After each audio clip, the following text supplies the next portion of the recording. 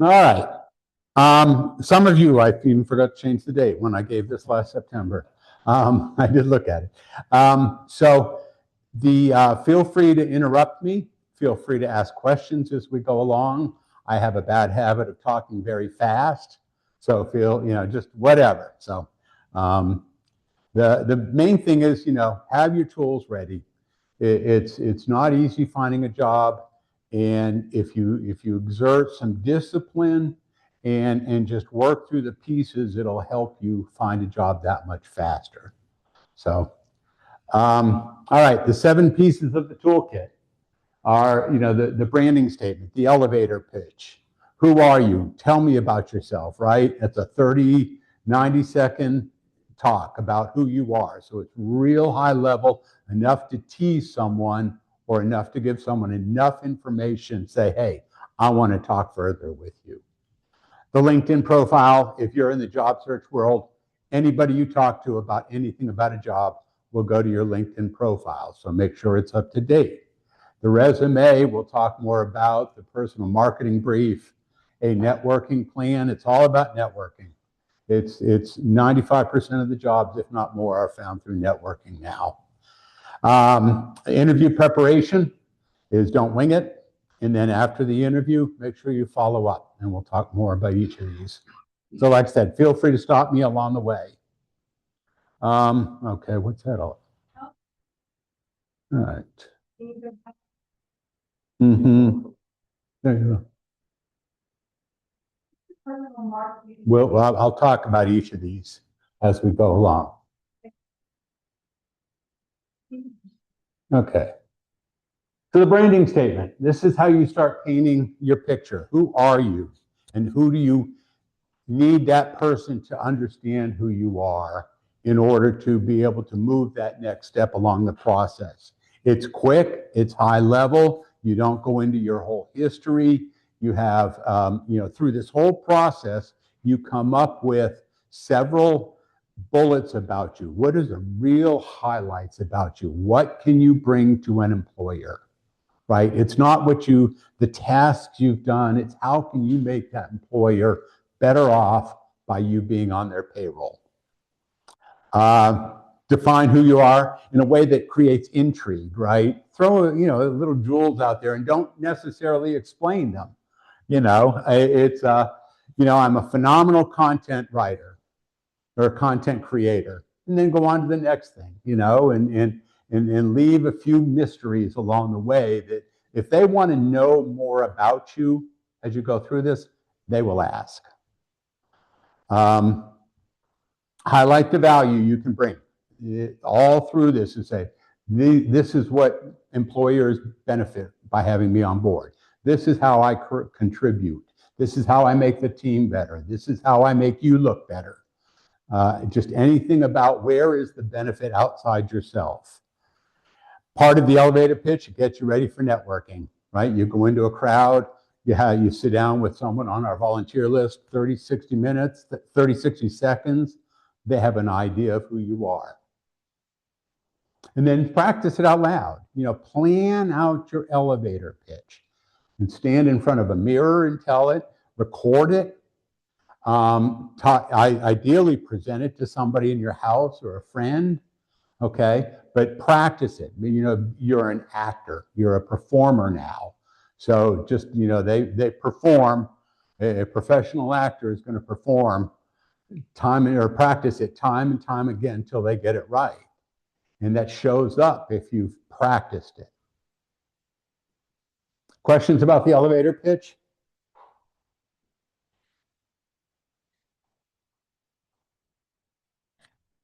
Okay, I alluded to this. LinkedIn. Everybody will go to it. I do it anytime I'm getting ready to meet someone, I start stalking them on the internet. I'm sorry, researching. It's, just what is it about you? And if it's a professional situation, I'll go straight to LinkedIn to try and understand, number one, how do they present themselves? Number two, what do they present? And number three, I look for things where we might have something in common that helps break the ice. Right? When you're talking to someone, you need to make yourself memorable. Somehow, if you've been here for the Jim Gilchrist presentation, he talks about storytelling. How do I make it so somebody remembers me? Whether it's networking, whether it's interviewing, but that comes out also in your LinkedIn profile. Okay, what is so special about you that catches people's attention? Again, everybody looks at high level. Don't do a 35-page resume on your LinkedIn profile. Again, it's not task oriented as much as these are the value that I've brought to these entities, whether it's employers, whether it's volunteer work. This is the value I bring. Keep driving that concept in, like the world is better because I'm doing this. And it's a marketing tool. It doesn't have to be every little thing. You don't have to put, for me, I got a few decades under my belt. I don't have to go back to when I was 20 years old. Okay, you don't have to. And if you go 10 or 15 years, maybe if you want. And then if there's anything beyond that that's really special that you want to make sure you brought to the future, then you can add that in. But you don't have to go back to the jobs you had in college or the jobs you had right out of college if you've been around for a week or two.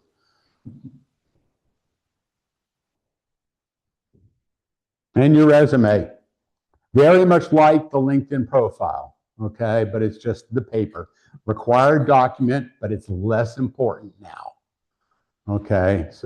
But it is a marketing document. It's not a legal document, okay? So you don't have to put everything on there.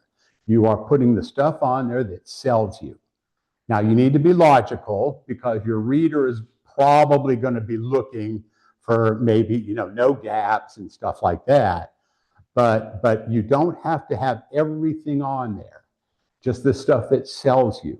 But the legal document becomes the job application. Okay, that's where you need to make sure you fill in all the blanks and that. But the resume is a sales document. It helps you get the interview, not the job. Okay, it gets you that next step. High level, and it's a highlight reel. You tease someone, you put just enough on there so somebody wants to ask you more. If you're looking at sales, saying I exceeded quota by 150% every year, leave it at that, right? If you, in technology, I bring my projects in under budget and on time, leave it at that, right? And just if people want to know more, they will ask. Sir? David Butler has a question. Yeah, David, what's up? Yeah, I do have a question. So you're stating that your resume sells you, and I agree with that 100%. The comment also is it doesn't have to show everything, and I agree with that too. However, I've applied for a couple of positions, and it's come up before and during the interviews. Is your resume complete? Does it show all of your positions and all of your jobs? And mine does not. Mine is truncated. I don't have everything after college. So how do you address that? You should be able to say, no, it's got what I felt were the relevant experiences. If you would like a complete listing, I'll be glad to provide. How far back would you like that information? Yeah, David, are you doing like a functional resume, or are you listing kind of the relevant roles in chronological order? It's literally the last 15 years. Okay. Got it. I mean, you can do it that way. And yeah, and to Scott's point, you can just say, all of the relevant work experience is included. What I do with mine, I mean, I've been out working for 25 plus years now, is like the jobs that I had like right out of college are literally like one line on my resume. Like I don't put any bullet points, any descriptions. It's just the company, the title, and the dates that I worked there. And so I kind of squeeze however many, the first 5 or 6 years of my career into like a couple of lines. And so you could do that and just kind of close the loop, if you will, of your kind of full work history. Yeah, or you can just, I mean, is it like an automated thing where it says like, is this your complete work history, or? No, it's not. So it's like somebody in an interview asking you? Yes. Oh, okay. Yeah, yeah. In that case, then yeah, I would probably just explain, this is the last 15 years, and this is what's kind of relevant to the role that I'm working on. LinkedIn for one, and then Yeah. resume for the other. Yeah. You have everything in LinkedIn. Yeah. Yeah, and you can put your kind of complete history on LinkedIn, just so it sort of all ties together. Yeah. David, did you feel that they were challenging you? That, wait a minute, you've been in the market a little more than 15 years. In one of the particular companies here in Nashville, it actually spells out in their frequently asked questions, as well as the roles and responsibilities for the company, providing an incomplete resume, and I'm paraphrasing this, but it's providing an incomplete resume is grounds for dismissal. And I was kind of shocked about that because I've never seen that really documented in that way. Yeah, that seems, I mean, I don't know. I mean, I can definitely see, obviously, if you lie on your resume, it's grounds for dismissal. Agreed. I mean, I wouldn't really consider it incomplete if you're just truncating, the early stuff in your career. I suppose it's incomplete. Like if there was a job you had for a year and it was a total disaster and they fired you or whatever, you just didn't put it on there.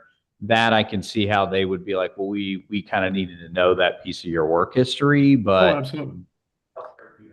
Yeah. So did you know that in advance that they asked for that? I did. Okay. That was actually part of one of their documents that you had to sign as an agreement when you're posting their job. Okay. I mean, the other thing is, I'm a big believer that you can have different resumes for different jobs. So in that particular case, if that's important to that company, it seems silly, but if it's important to them, like do like I said, and just, do one line entries for some of those early jobs that you had, just to kind of close the loop and be like, okay, this is my complete work history of every place I've ever worked. David, was it healthcare? I know you need a lavalier. I do. I have one more. I have a couple more questions. Yeah, David, was it healthcare? Was it a healthcare company? Actually, it was. And so a lot of providers, like, doctors and nurses and things like that, they want to have that place to place for legal reasons. So if you're not a nurse or a doctor, it may not apply to you, but that's the type of things that they're looking for. Okay. Yeah, that's fine. Does somebody else have questions? Yeah, just somebody else have a question? Yeah, I do. A couple of questions. So basically, I'm in the IT field, and one of the things I'm noticing is it's important that for me to list as many of the skills I have under IT for the employer on my resume. Okay. But that may run more than multiple pages. Okay. I would hate to shrink the font to a point where they need a magnifying glass to read it. How about doing an attachment? I say you have a lot of skills. Really? If it's taken more than 2 pages to list all of your skills. Just do your resume that's job related and selling yourself, and have a separate attachment that's the skills list. Because yeah, I mean, I would say, I'm not an IT guy, so I'm not super familiar with how extensive the the specialization and skills and such. But yeah, if it's that extensive, to Scott's point, you could have an attachment that you include along with your resume that's like just purely like detailed skills list or something like that. I mean, in general, I would try and stick to the kind of traditional format of a resume where you kind of listing your sort of skills up top in kind of bulleted format for the ATS to pick up on. And then you're kind of listing your work history below that with, more sort of quantitative, to Scott's point, highlights of things that you've accomplished kind of throughout your career. But yeah, if you can't fit it all in that first box, I would probably try and tailor the first box to the job that you're applying for as best you can. And then if there's still a bunch of other stuff you think is relevant that just doesn't fit on there, yeah, just have some sort of an attachment that you include as well. And I do have one more question. Sure. In the age of AI, I know sometimes the first person that's reading the resume is an AI bot. Mm-hmm. So does it matter what kind of format the resume is and so that the bot will forward the resume to a live person? What comes up in relevance? So Hang on. Yeah. Yeah. That's probably a good question for you. yeah, it all comes up in relevance. And so typically, the more that your resume overlaps that job description is going to be the thing that gets you through the whatever. The And bot. the bot, yeah. And so you kind of have to either have a primacy or recency effect, meaning you have to apply early or right before they cut it off, to kind of get through and be one of those people that gets noticed, if you will. If it's already been open for like 4 or 5 days and you're trying to get through, unless they're having a really hard time and 100% you can kind of do it, that's what I would go with.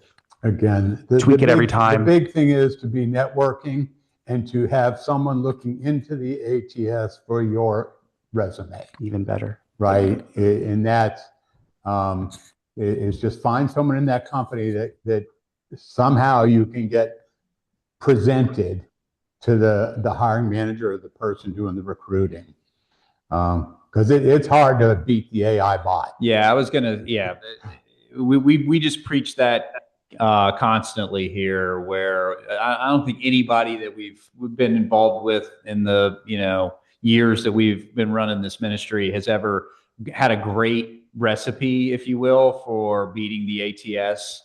Right. I mean, obviously they're finding some folks out of it. So sometimes it works. And the best we can just tell you is, use kind of one of the screening tools to kind of compare the job description to your resume and see if there's as many sort of keyword matches as you can get. But that's probably the best that you can do. The real cheat code, though, is if you can find somebody in the company that's going to be involved with the hiring of this specific position, and to go and sit down with them, have a cup of coffee and explain your value proposition and why you'd be great for the role, and get them to walk down to HR and say, I know you've got 300 resumes for this job, but make sure you pull Al's, right? Because I talked to him and I think he'd be a great fit. And there you go. You've just beat the ATS. Does that help, Al, to catch you? Yeah, that's good. Okay. And I love the idea about having multiple resumes for different things that you may be applying for. So thank you. Sure. Yeah, but for those of us who have been around for a year or two, the resume isn't quite what it used to be. Okay, so you start thinking new about the resume, what's on it. Like my next bullet is focus on the results, not a list of the tasks that you do or did. Okay, don't put your home address on it because you're wasting space, and certainly don't have a Hotmail address, email address. Okay, you can get Gmail address for nothing. Okay, so it looks a whole lot more professional. I still, when I see someone with a Hotmail address, the order of employment versus education. You put education first or employment? I would say it depends. If you're early in your career, put your education first. If you've got a few jobs under your belt, put your employment first. Yeah. Because your education is less important now. And skills listed should be relevant to the application, to the job you're applying for. Don't put down Microsoft Office. Don't put down Microsoft Word or Excel. Everybody assumes you've got Microsoft experience now, or word processing, somehow a document management and a spreadsheet. Okay, so really, and that's more, if you're in the HR field, there's certain certification you want to make sure that's on there. If you're in the tech field, there are things that, you want on there. If you've got other special certifications in other fields, put them on there, but don't put a bunch of extra, outgoing, strong communicator, all that. That's all bare minimum. That's a given. You're going to have that, and you're going to be able to present that you're a strong communicator type thing. Questions on the resume?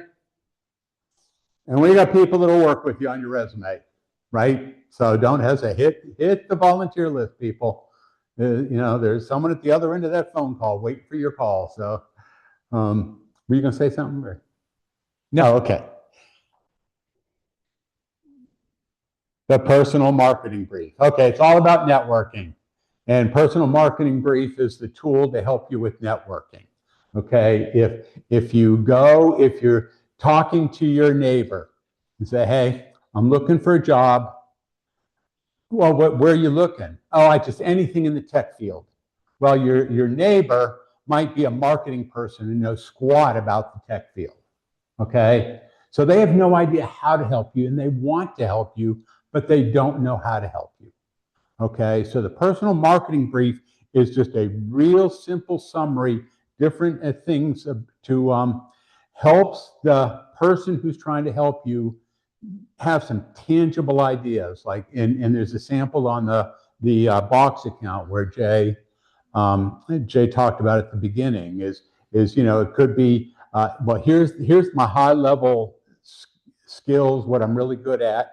Here are the companies I'm looking for. Here are the industries I'm looking for.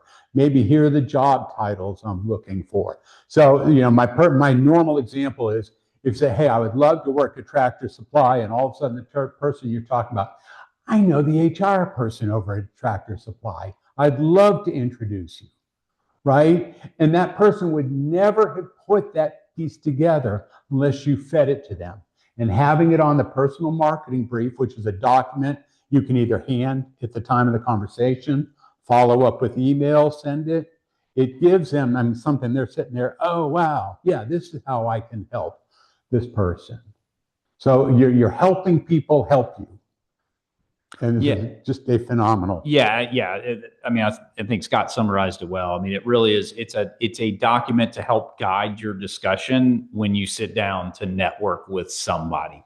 And it's particularly useful if you're meeting with somebody who's more of a quote unquote general networking kind of meeting. Yeah, friend, neighbor, somebody like that who's maybe not quite as familiar with you, your industry, your work experience, that kind of thing. It's certainly, if someone asks for your resume, give them your resume. Don't ever say, oh no, I'm going to give you this instead. But it's just, I would send them to my resume just so they had it, and is maybe something that they could read beforehand to get a little bit more of my background. They'll probably also look at your LinkedIn. But then this is like the piece of paper that you can put on the table and say, okay, here are the target industries we've got 2 or 3 different kind of formats of this, and just pick one that works for you. You can Google them. There's examples online there. Yeah, there we go. So here are the industries that I'm interested in.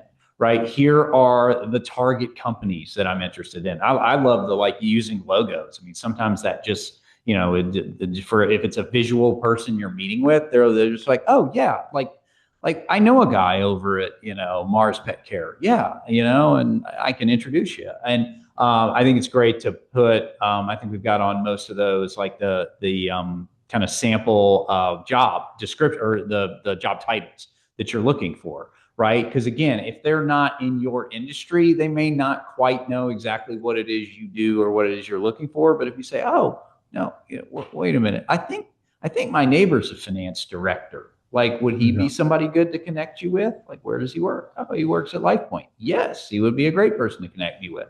So, just that type. It just is something that hopefully will sort of spark the discussion and just kind of get the juices flowing, if you will, when you're in a networking meeting. And it's a really nice tool to have. So, questions on the personal marketing brief? Cool. Hey, look, just a question. Yeah. Yeah. A microphone. Yes. Oh, I'm sorry. Sorry. it looks like it's too busy. Like the ones that are vertical look like a resume. And the one that's horizontal is more impressive to me because of the logos, like you said. Okay. And But- again, Like I said, I mean, this is nothing that you send to HR. It goes into a system, etc. It's literally there to help you and I have a conversation. So if there's a format you think works better, change the format. If you think it's too busy, put fewer words on the paper. I mean, it's your document to play with. mhm. Good question. Good question. Other questions? Cool. Networking plan. Like I said, especially professional positions, you're going to find a job much faster if you're networking. And that gets into anybody. If you don't, we had a speaker here once said that he was talking with someone and the person said, I don't have a network. And he started taking, okay, do you go to church? Yes. Oh, well, there's part of your network, Sunday school class. Do you, part of what group? How about, did you go to college? Yeah. Have you checked in with your alumni group here in town? If you're in the town of the town where your college was, have you gone down to their placement office? Right? You have a network. You just have to think through and think differently. Old employers, old colleagues, those people that just thought you hung the moon and were really upset when you left, right? They're great. Hey, I'm looking for a job. Who knows? Maybe they want you back, right? It gets into don't burn any bridges when you leave a job. But it's absolutely critical to be networking. There are meetup groups and just all sorts of ways that you can start networking. And it's if you're not comfortable getting into the thing, into that environment of talking to yourself and meeting strangers and talking to strangers, you have to push it. What I did, it's one of the reasons I started coming here, was I was crappy at networking.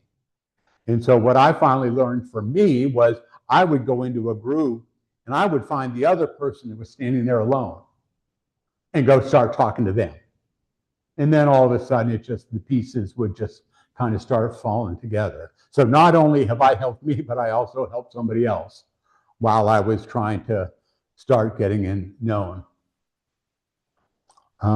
Just be bold. And I know it's not easy for a lot of us, but it really is helpful. Yeah. And the other thing I would add there is just, don't ever feel embarrassed, right? I think a lot of people, there's like an embarrassment factor that goes with, I just got let go, I got laid off, whatever.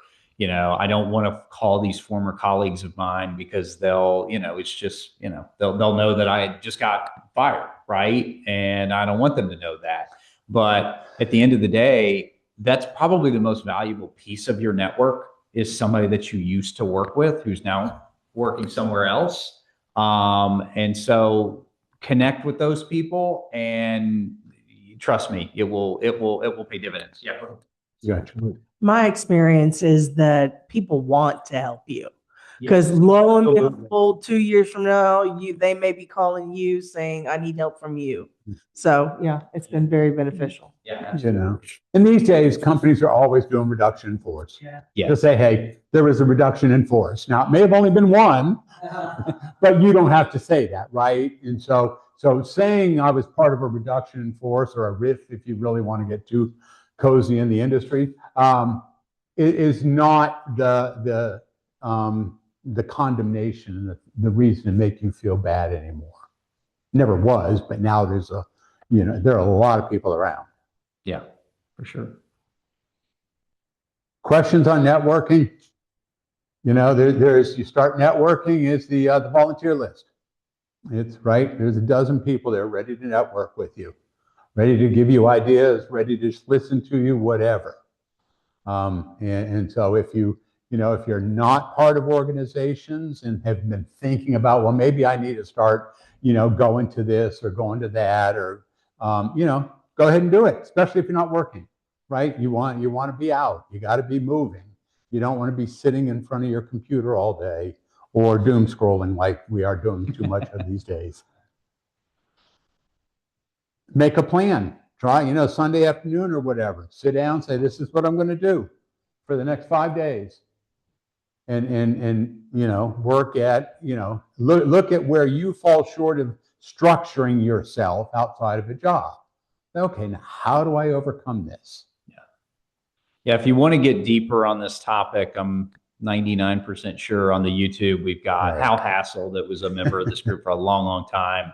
And he'll probably come back at some point and do it again, but he does a great presentation he calls structured networking. And it really is how to sort of take this concept of networking and get really methodical about it and kind of the different sort of buckets and how you go about kind of more tactically doing it. But it really is the key to the kingdom. I'm a big fan of, when you're in transition, set goals. Like I'm going to try and, have coffee with, pick a number, right? I mean, it doesn't have to be 10 people a week, but 2 people a week, 3 people a week, something like that. And it's amazing how it snowballs, because you meet a few people and they'll suggest you meet other people. And if you just sort of keep on top of it, you get to where you're, 2-3 months in and you're like, yeah, I've had, coffee with 65 people and they're all thinking about me, and you start connecting the dots, and it really pays dividends.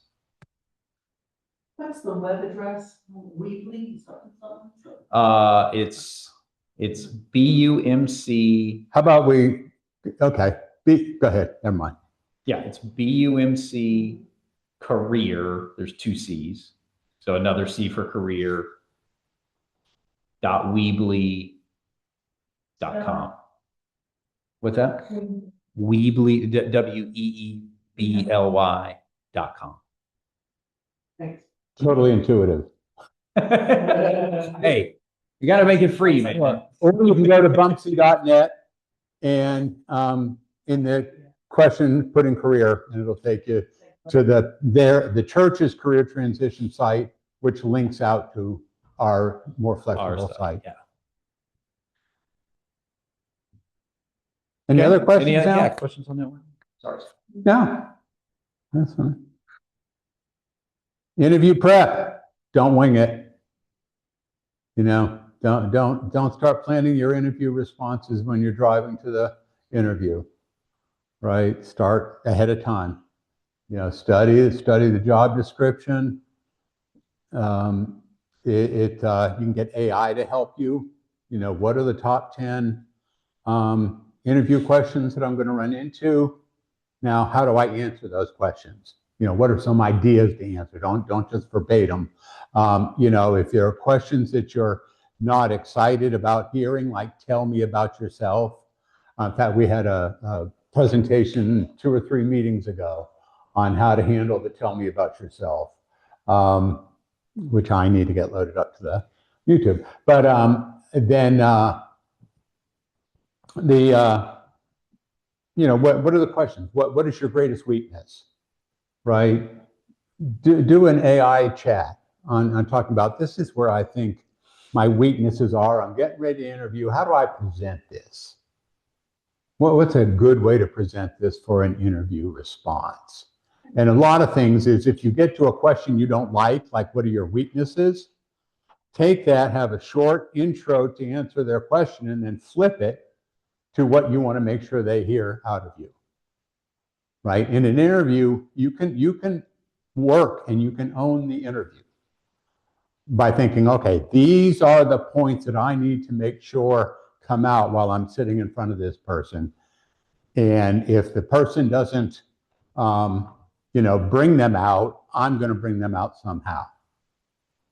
Right? At the end, when they say, do you have any questions? Make sure you've got some good questions. And those questions are not, what is the salary? Those questions are not, what is the benefit package? How many vacation days? Right? It's not. It's, it's things that are personal, like, how could I help you be more successful? What is the company's plan for this or that? Now, don't go into asking for, corporate secrets or anything like that, but show that you researched the company and that they just announced this acquisition. Something about that, right? So have 2 or 3 questions ready.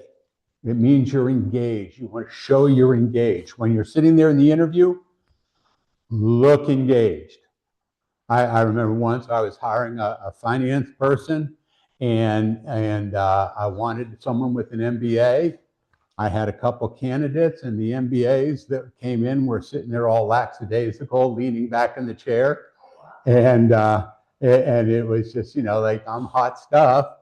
And I had this guy that came in with a bachelor's degree, didn't really have the experience I wanted, but he sat on the edge of the seat and just exuded, put me in, coach. And that was in 2001, and he's still working there. He's now a senior vice president there. So it's all, you know, be engaged, be excited, suck someone into your vortex. That, you know, say, hey, you know, I'm going to be the best thing since sliced bread for you. And that's hard. If that's not naturally you, then practice it. Yeah, that's great, Scott. I would just add, yeah, I mean, it's my favorite time of year, right? It's NCAA tournament time. But this is the big game, right? Like, I mean, think of how hard you all are out there. You're networking, you're applying for jobs, you're working to get an interview. Like, it's not easy to get an interview, and then you get the interview. That's the big game. But think about it, you know, in the context of these, you know, these kids that are playing in the tournament over the next few weeks. I mean, how many hours are they actually out there on the court playing the game versus how many hours do they prepare for the game? They're practicing, so, you know, a couple hours a day. They're watching film an hour a day. You know, there's probably 10 hours of work that goes into preparing for an hour on the court. It doesn't necessarily have to be that ratio, but to Scott's point, don't wing it. Like, I mean, you know, you've worked so hard to get in front of these folks. Like, prepare for it. Practice your interview questions, practice in front of the mirror, do a you know, a mock interview with some of these AI tools that are out there now. Make sure you research the company, read up on the company, know who their management is, know what's going on in the industry, know one or two kind of initiatives that they've got going on underway, have some intelligent questions to ask. I mean, it's honestly, it's the low hanging fruit, right? Like, now that you've worked so hard to actually get in front of them, don't blow it, so to speak. So yeah, put in some time and effort getting ready for it. Questions on the interview? Sorry, I like that one. I like that one speaker that you had that came and talked about the different categories of the questions, and that's how you can prepare. Okay. He had like 8 categories or something like that. That's right, Tom Brown. Yeah, but all the different categories of questions, and then once you plan for them, it makes it so much easier because then you can use those to apply for anything. Yeah. So Tom Brown. I'm making notes as we go along. Other questions or comments? What's worked for you guys? Who's had just a really perfect interview recently? and you walked away thinking, you know, I did well.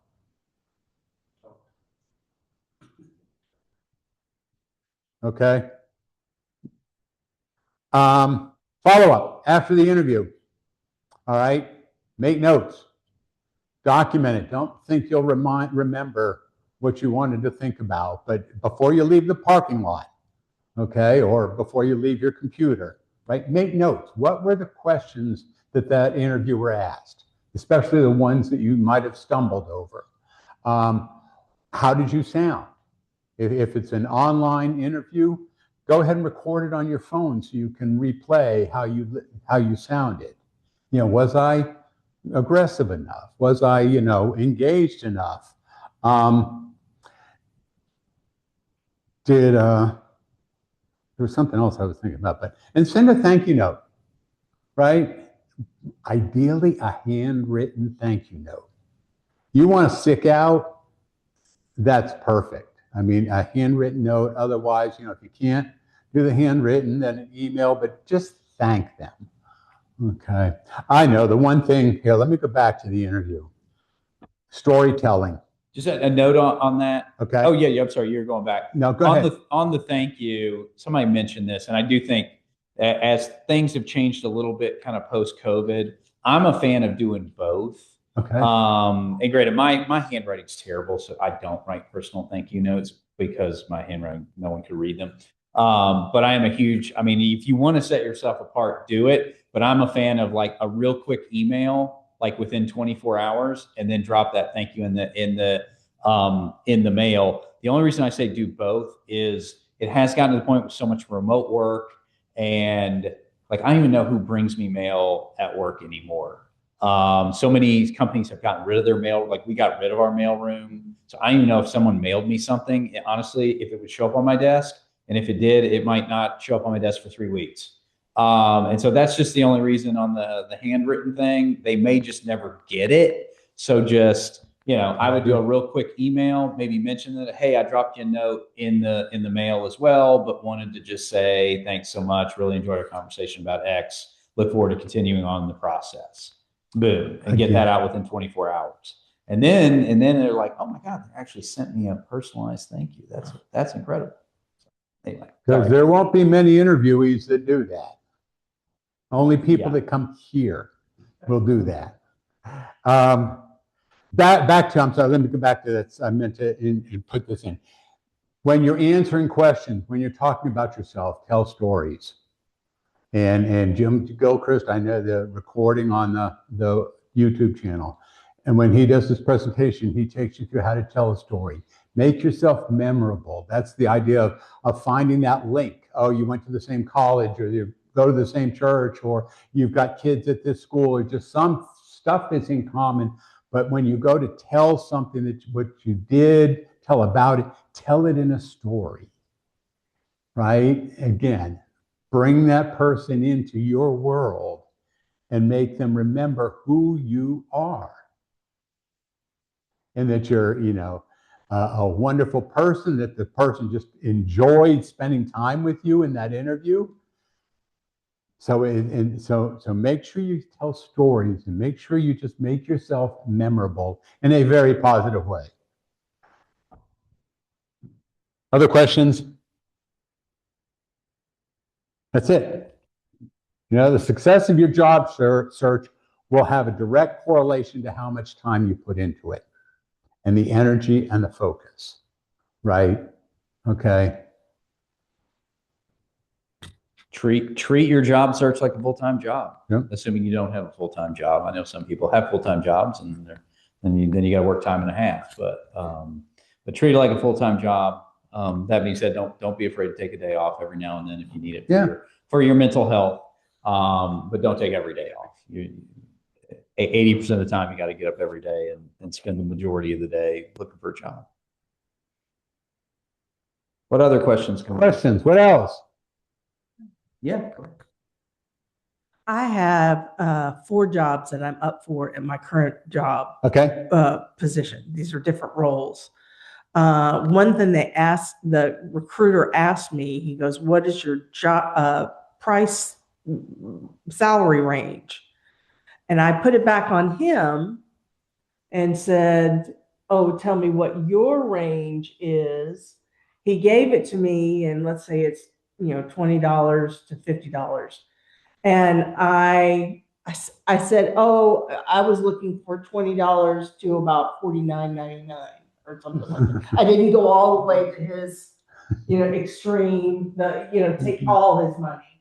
But, and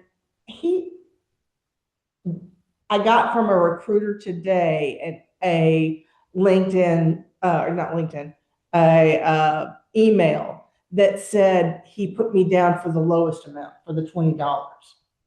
She'll take $20. Right. Not the other part. I was like, wait a minute. Is there a better way other than putting it back on them? What's your range? Yeah. I think putting it back on them is perfect. And I'm working right now, and I don't want to go down. I'm a contractor, so I make a little more money, but I don't have any benefits, and I don't get PTO, and I don't get insurance and all that kind of stuff. Okay. so Huh? No, I'm actually a W-2, but I'm a contractor. I work for Sarah Corps. which is a contracting service of HCA, division of HCA. Okay. Yeah, it's real weird. It's real weird.